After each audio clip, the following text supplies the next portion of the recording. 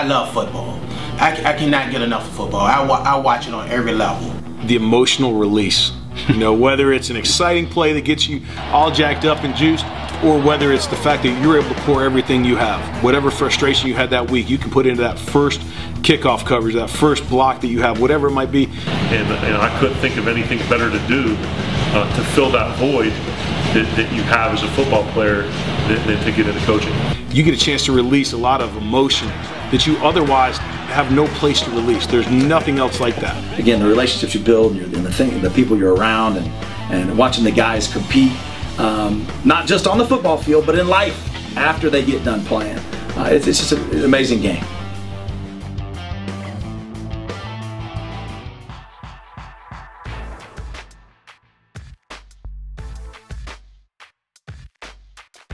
And don't forget to check out and order your copy of our latest book, Stiff Arming Football Myths. You can find this available in both paperback and PDF form on our website at footballgameplan.com/books.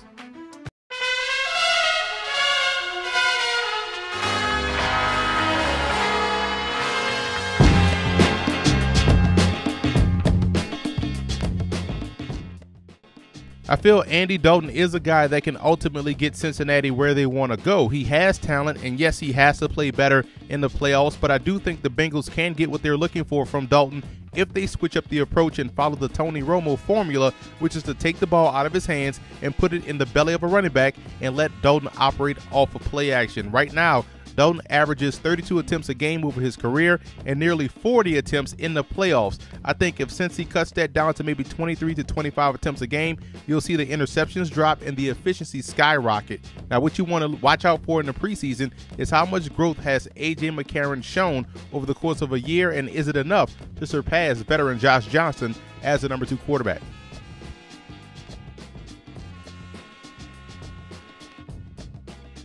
This is a strong backfield in Cincinnati. Second-year runner Jeremy Hill, in my opinion, is a perennial 1,300 to 1,400-yard back.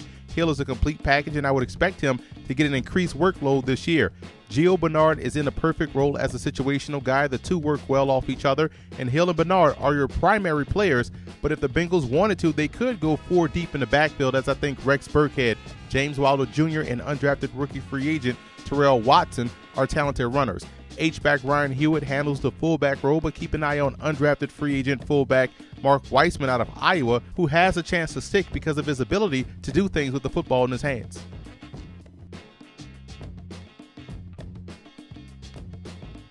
A.J. Green is one of the best in the game and is a type of player that dictates coverage. When the Bengals are able to consistently expand the field, they start to draw coverage away from Green, which then allows for the big play to happen.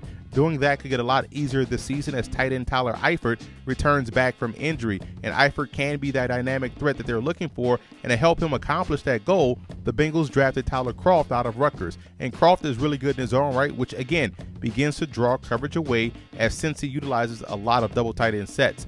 Look for Marvin Jones to assume the number 2 receiver spot as he brings a little bit more juice and consistency to the position as opposed to Mohamed Sanu. Now, Sanu, I think, will have to fight off free agent signee Denarius Moore out of Oakland. And while the Bengals may keep 5, 6, or even 7 receivers, they really use their backs as the 3rd and 4th receivers in his offense. And if they change that this year, there's some young, capable talent on the roster ready to assume those roles in Kobe Hamilton and rookie Mario Alford out of West Virginia. A good Bengals offensive line got a lot deeper in the offseason. Cincinnati drafted future bookend tackles in Cedric Abuhi out of Texas A&M and Jake Fisher out of Oregon. Having left tackle Andrew Whitworth and right tackle Andre Smith in the fold and playing well, the Bengals can afford to take their time with those 2 rookies. On the interior, the guard play was really good last season with Clint Bowling and Kevin Zeitler, so good that the Bengals decided to invest in both guys. Second-year center Russell Boding had an up-and-down rookie year, but started to find some level of consistency late in the season. I would also keep an eye on undrafted rookie free agent center Jake Smith out of Louisville. I think he has starter-type talent and could also play guard if need be. Trey Hopkins, Eric Winston, and Tanner Hawkinson provide quality depth, and Hawkinson is extremely versatile, being able to play all 5 positions.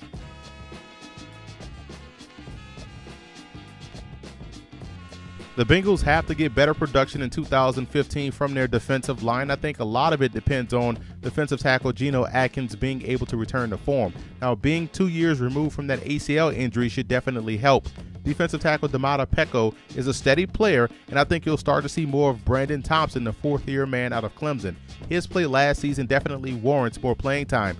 Re-signing Pat Sims helps provide rotational depth along with Devin Steele, and on the edges, the Bengals bring back Michael Johnson with the hopes that he can jumpstart their outside pass rush. I think he and Carlos Dunlap work well with one another, or rather complement one another very well. Rookie fourth-round pick Marcus Hardison out of Arizona State is a good versatile player that can play inside or out and definitely provides that versatility. And it will be interesting to see the growth from both Will Clark and Marcus Hunt. Clark is a player that I believe has good upside, and rounding out this unit is veteran Wallace Gilberry, who should thrive once again back in a rotational role.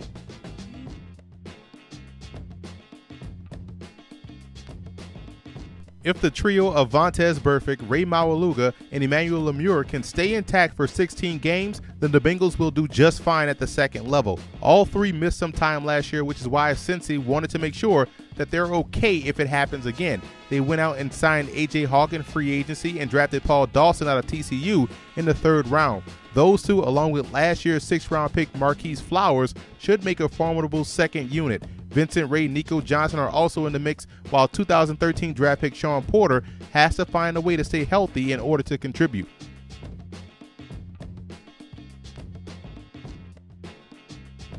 I've always liked the Bengals secondary because, in my opinion, they've drafted well and are stocked with talent once again. Drake Kirkpatrick assumes the starting role opposite of the dependable and solid Leon Hall. Kirkpatrick hopes to build on a solid finish to 2014, and he better because, in my opinion, 4th-round pick Josh Shaw out of USC will be hard-pressed to keep on the bench. I also think Shaw is a much better corner than Kirkpatrick, and he has the ability to play safety if need be. Adam Jones seems as if he doesn't get old, as he's still a quality nickel back. I'm also excited to see the growth in last year's 1st-round pick Darqueze Dennard's game. I think he's primed for more minutes this season, and Reggie Nelson has developed into a really good safety in the NFL since coming over from Jacksonville. He and George Ialoka make an excellent duo. Ialoka, in my opinion, is one of the best combo safeties in the game. In the draft, the Bengals selected Deron Smith out of Fresno State at 5'11", 200 pounds, who has really good ball skills, and he's best suited playing in the alley. So if the front end can help out the back end, this secondary will once again be amongst the best in interceptions. Strength in the special teams units are another reason why the Bengals are consistently making the playoffs. Kevin Huber and Mike Nugent are rock solid in the punting and field goal department respectively, and Adam Jones is still excellent on kickoff returns, and I will look for Brandon Tate and rookie Mario Alford out of West Virginia to be in a battle for the punt return job if Cincinnati wants to spell Adam Jones a bit.